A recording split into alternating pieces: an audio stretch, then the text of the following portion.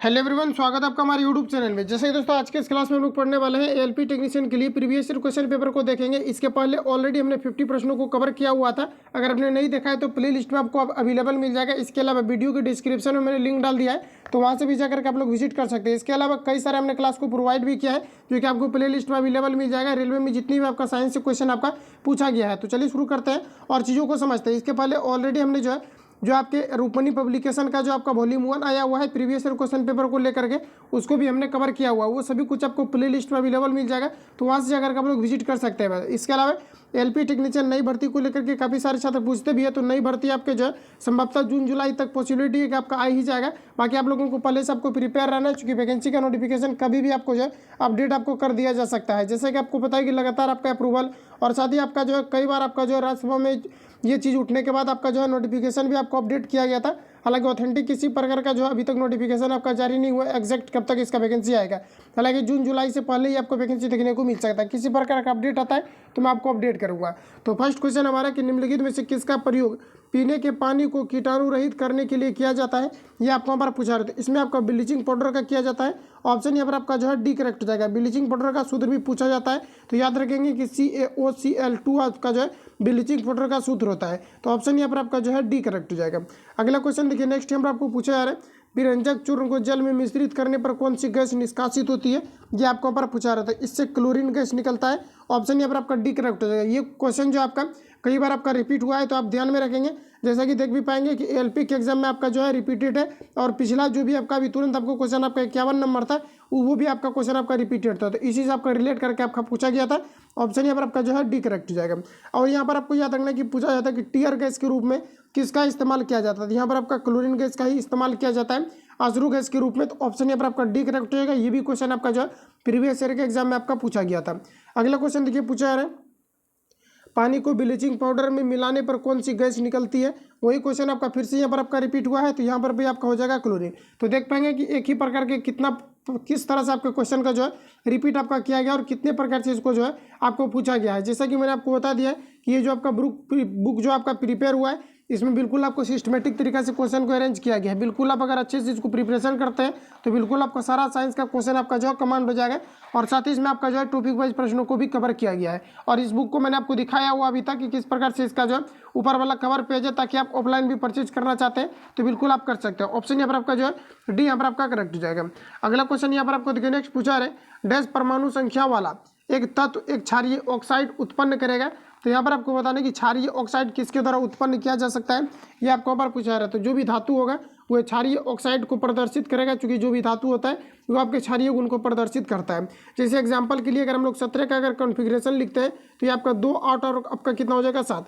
तो 7 हो गया तो ये आपको अधातु के अंतर्गत चला जाएगा, क्योंकि 4 से अधिक होता है तो अधातु के अंतर्गत चला जाता है। वही अगर ऑप्शन बी की अगर बात किया जाए तो यहाँ पर आपका 2 और फिर यहाँ पर आपका 4 हो जाएगा। तो जैसे 22वीं कक्षा में इलेक्ट्रॉन की संख्या अगर 4 होती है तो ये आपका जो उपधातु के अंतर्गत आ जाता है। तो ये भी आपका क्या हो जाएगा, नहीं हो जाएगा। तो हमें धातु छटना है। जैसे कि यहाँ पर आपको 7 दिया गया है, अगर 7 को लिखते तो 2 और यहाँ पर आपका 5 होगा, तो ये भी आपको धातु के अंतर्गत रहेगा।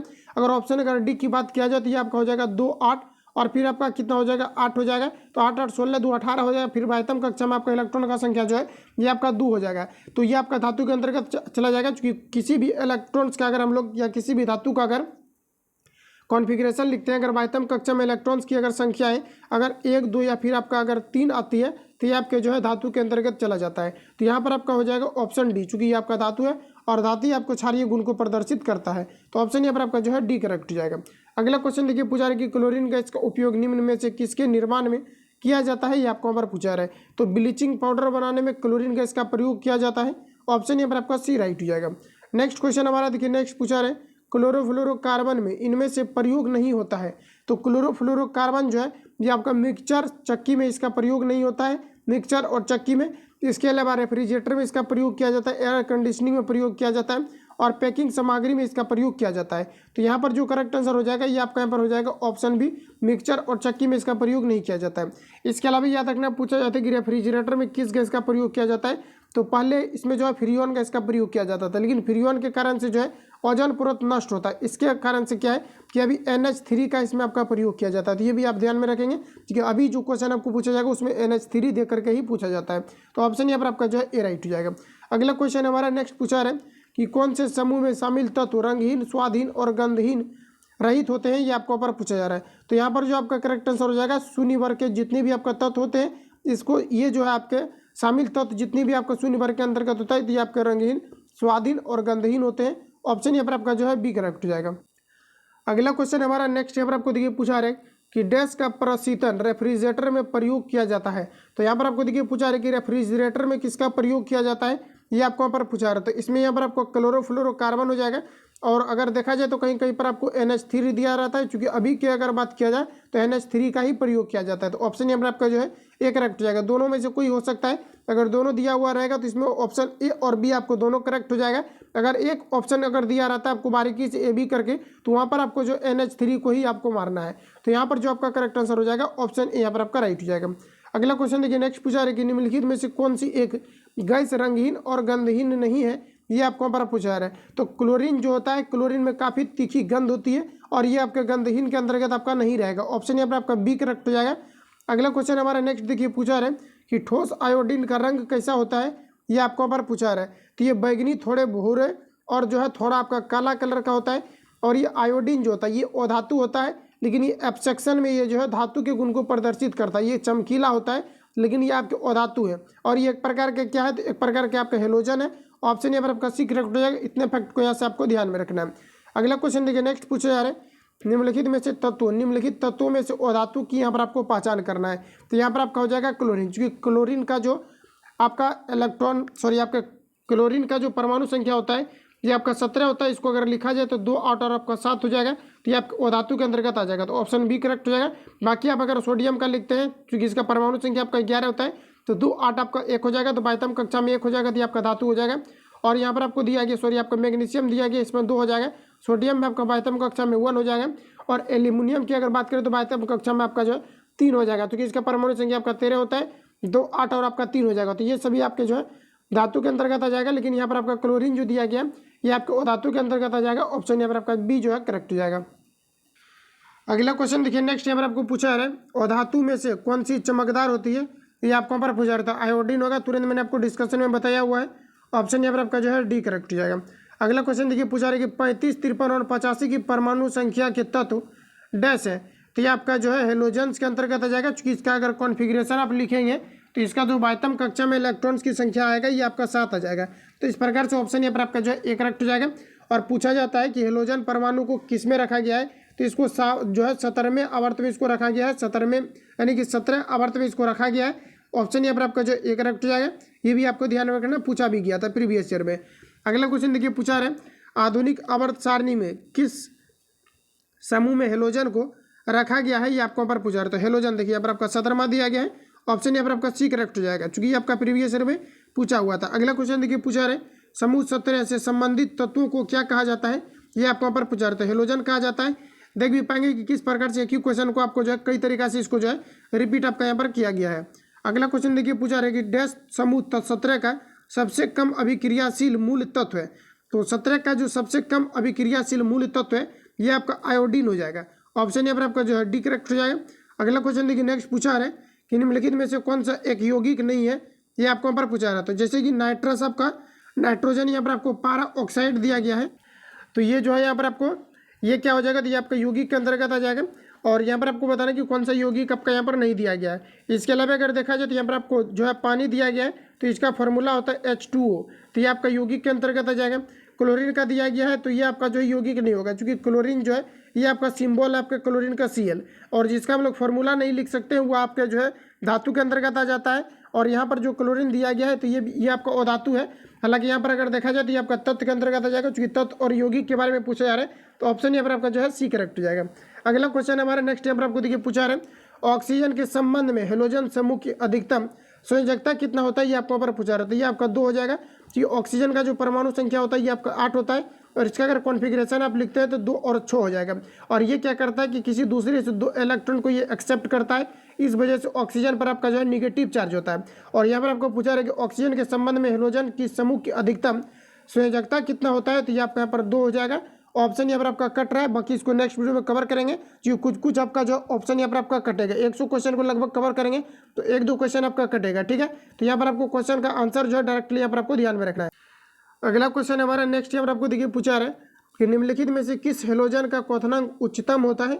ये आपको यहाँ पर पूछा रहा है। तो आयोडीन का उच्चतम होता है, चूंकि ये आपके ठोस रूप में होते हैं और काफी ज्यादा चमकीला होता है। ऑप्शन डी यहाँ पर आपका करेक्ट हो जाएगा। अगला क्वेश्चन देखिए पूछा रहा है कि फ्लोरीन, और यहाँ पर आपको दिया गया क्लोरीन, फ्लोरीन और आयोडीन डैश के उदाहरण है। तो ये आपके हेलोजन के उदाहरण है। ऑप्शन यहाँ पर आपका जो है सी करेक्ट हो जाएगा। अगला क्वेश्चन देखिए नेक्स्ट यहाँ पर आपको पूछा जा रहा है कि डैश एक हेलोजन है। तो यहाँ पर आपको बताना है कि कौन सा यहाँ पर आपको हेलोजन के अंतर्गत दिया गया है। तो क्लोरीन, फ्लोरीन, आयोडीन, ब्रोमीन और एस्टेनिन, तो ये सभी जो आपके हेलोजन के अंतर्गत आता है। यहाँ पर आपको क्लोरीन ऑप्शन डी में दिया गया है। तो ऑप्शन यहाँ पर आपका जो है डी यहाँ पर आपका करेक्ट हो जाएगा। अगला क्वेश्चन देखिए पूछा रहा है कि डैश एक अणु में हेलोजन परमाणुओं द्वारा इलेक्ट्रॉन्स को आकर्षित करने का गुण क्या कहलाता है। ये आपको ऊपर पूछा रहा है। तो इलेक्ट्रॉन को जो सहसंयोजक बंधन का निर्माण करता है, तो यहाँ पर आपको बताना है कि ये गुण को क्या कहा जाता है। यानी कि ये जो साझेदारी के फलस्वरूप जो कंपाउंड का निर्माण होता है, ये किसके कारण से होता है, ये आपको यहाँ पर पूछा रहा है। ये वैद्युतीय आपका जो है ऋणात्मकता को प्रदर्शित करता है।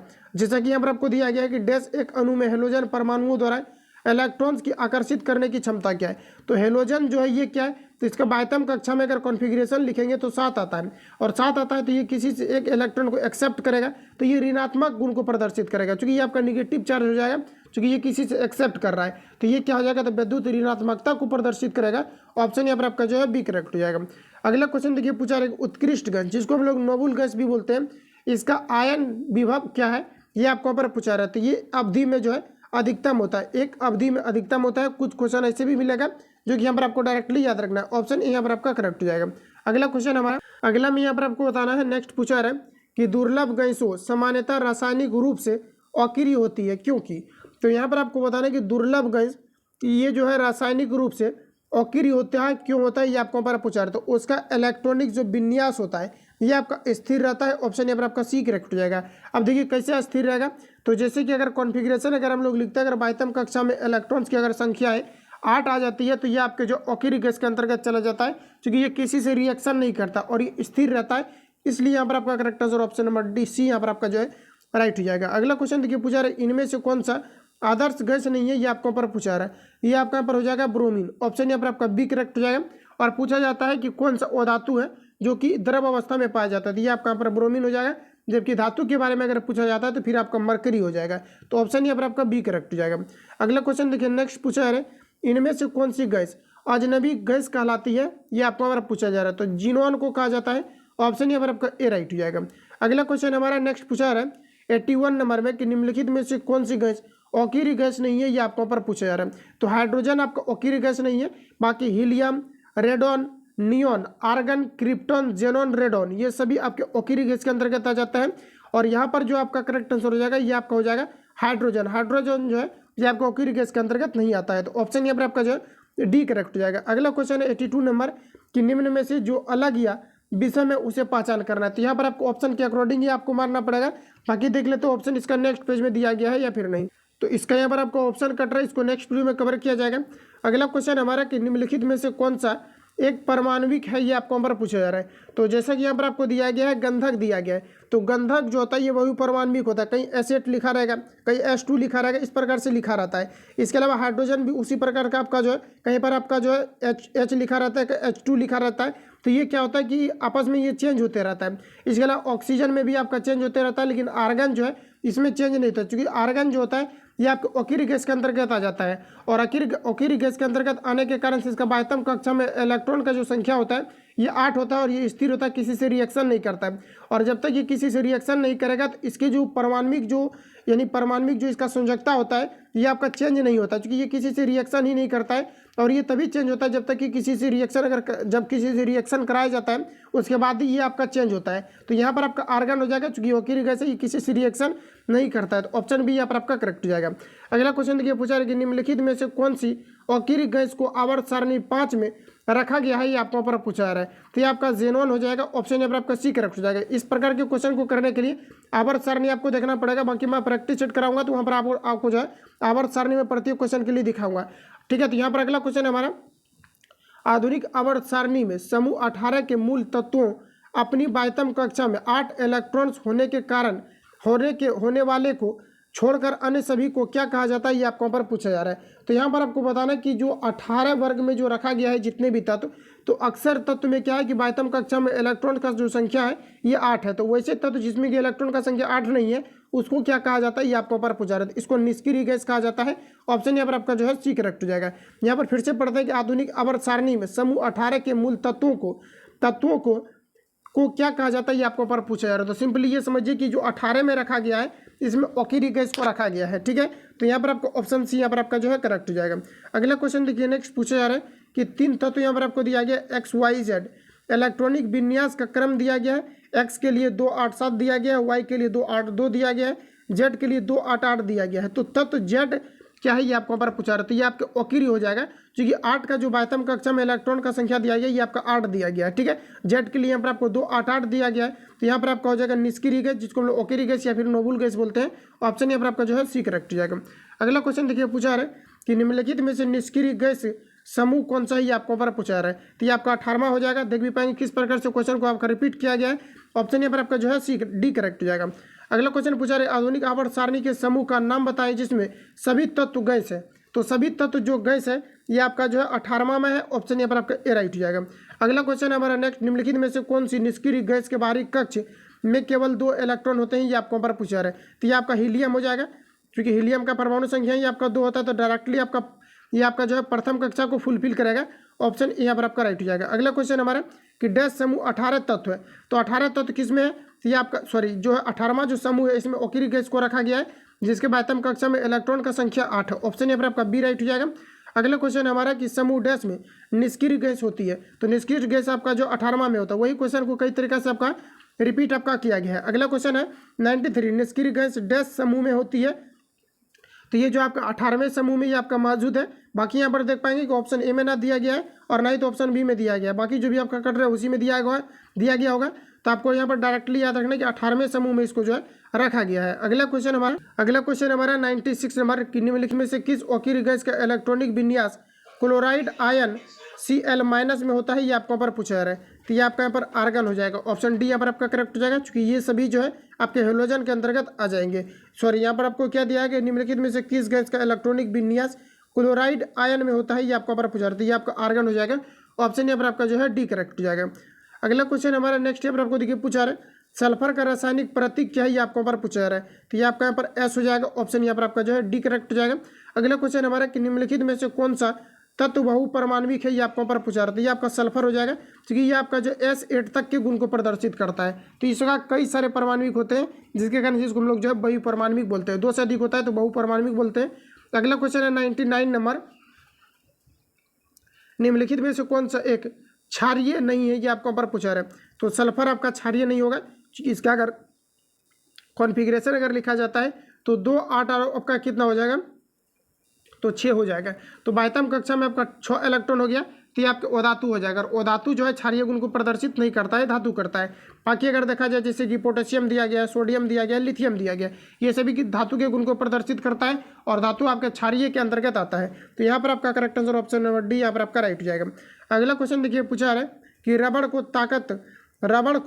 ताकत प्रदान करने के लिए अधिकतम लोच एवं अस्थायित्व प्रदान करने की प्रक्रिया को क्या कहा जाता है, ये आपको यहाँ पर पूछा रहा है। इसको वल्कनाइजेशन कहा जाता है। और वल्कनाइजेशन जो किया जाता है इसमें सल्फर को मिला करके किया जाता है। तो पूछा भी जाता है कि वल्कनाइजेशन में किसका प्रयोग किया जाता है, किस तत्व का किया जाता है, तो इसमें सल्फर का प्रयोग किया जाता है। ये आपका रिपीटेड है, ध्यान में रखेंगे। ऑप्शन यहाँ पर आपका जो है सी करेक्ट हो जाएगा। अगला क्वेश्चन हमारा कि सल्फर ने अपना नाम किस भाषा से लिया गया है, सल्फर ने अपना नाम किस भाषा से लिया है, ये आपको यहाँ पर पूछा रहा है। तो लैटिन भाषा से लिया है। ऑप्शन यहाँ पर आपका एक करेक्ट हो जाएगा। तो आज की इस क्लास में हम लोग जो है इतना ही क्वेश्चन को कवर करेंगे। जो भी आपका क्वेश्चन और आपका बचा हुआ है इसको नेक्स्ट वीडियो में कवर किया जाएगा। तो इस बुक को मैं आपको पूरा कवर कराऊंगा और जो भी मैंने ऑलरेडी कवर किया हुआ है वो आपको प्ले लिस्ट में अवेलेबल मिल जाएगा। तो चाहो तो वहाँ से जाकर के आप लोग विजिट कर सकते हैं। बाकी किसी प्रकार का डाउट हो तो कमेंट करेंगे। मिलते हैं नेक्स्ट वीडियो में, तब तक के लिए जय हिंद। जो लोग चैनल पर नए हैं चैनल को सब्सक्राइब करके बेल आइकन को प्रेस कर लेना, क्योंकि जब भी वीडियो अपलोड होगा तो आप नोटिफिकेशन पहुँचते रहेगा।